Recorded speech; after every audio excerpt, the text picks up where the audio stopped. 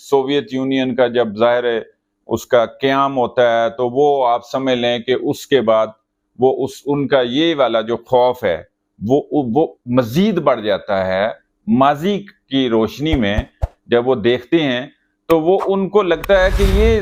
Soviet union जो है ये तो पूरी दुनिया पर कब्जा कर लेगा। तो बहरहाल रूस ने इन बगावतों पर अभी कंट्रोल पाया ही था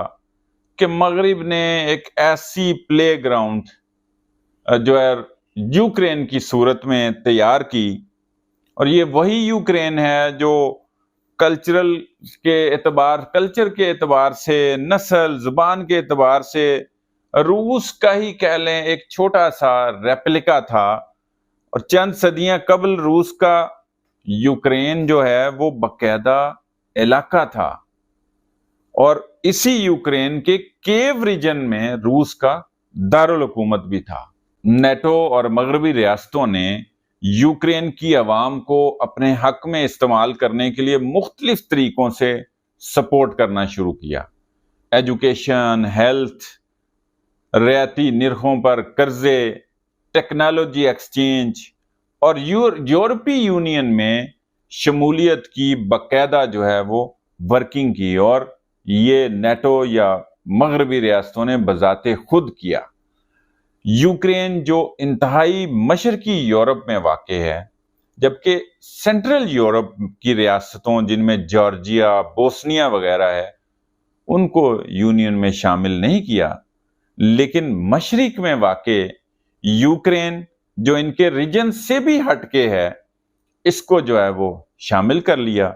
और नेटो की रुकनियत भी अप्लाई करा दी। अब चूंकि नेटो खुलकर जो है वो यूक्रेन को रूस के खिलाफ प्रॉक्सी के तौर पर लेके चल रहा था, ताजा पैरों पर खड़ा होता हुआ रूस अपने हमसाये में मगरिब के साथ किसी तनाव में ना पड़ने की सोच पर नेटो के असर और रसूख को अपने हमसाया बॉर्डरिंग रीजन बिलखसूस यूक्रेन के साथ ऑफ एंड ऑन जुमलाबाजी में उलझता रहा। हत्ता के 2014 क्रीमिया रीजन की जो यूक्रेन से अलहदगी की बगावत को मजीद मजबूत किया गया, जिसका नतीजा क्रीमिया की पहले यूक्रेन से आज़ादी और बाद सो कॉल्ड किस्म का वहां रेफरेंडम जो है वो कराया गया। उसके तहत क्रीमिया रीजन की रूस से शमूलियत के बाद यूक्रेन को वाज़े पैगाम दे दिया कि मगरिब के साथ मिलकर रूस के लिए वबाले जान मत बनो। क्रीमिया की रूस के साथ शमूलियत के बाद बाकायदा एक प्रेसिडेंट जो है वो सेट कर दी गई। क्रीमिया के इस 2014 के वाक़े को लेकर मगरबी मीडिया में रूस मुखालिफ जज्बात को खूब उछाला गया और यूक्रेनियन अवाम को रूस जो है वो एक खतरा दिखने लगा। कई सालों की मगरबी मुहिम और अवाम की ज़हन साजी ने अमली जोर उस वक्त पकड़ा जब यूक्रेनियन इंतजामिया और सदारत का मनसब रूस की तरफ झुकाव रखने वाले ऑफिस होल्डर्स के हाथ से फिसल कर रूस मुखालिफ और मगरबी हमायत याफ्ता पॉलिटिकल एक्टिविस्ट के हाथों में आ गया, जो रूसी दलील देते हैं कि 2019 में जब ज़ेलेंस्की सदर बनता है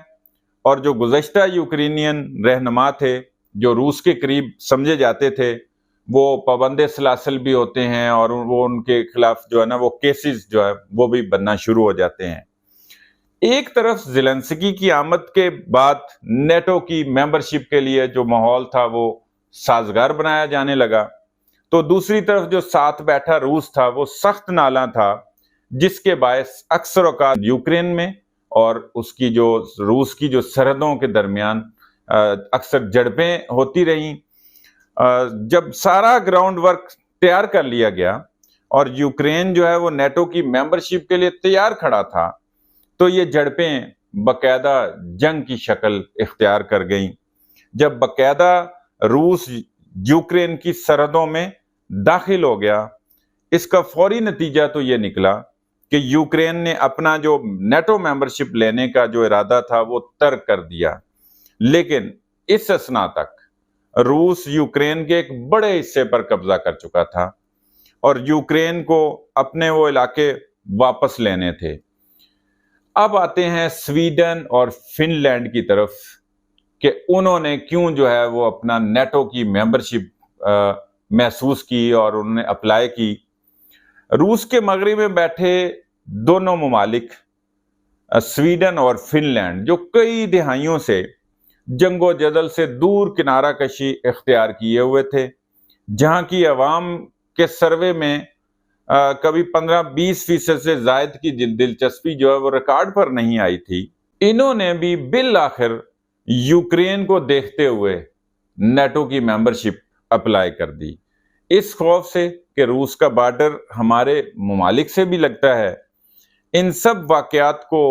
دیکھ کر جو ہے وہ سرویز میں بھی جو ہے نا وہ اضافہ دیکھنے میں نظر آیا، اور وہی جو 15-20%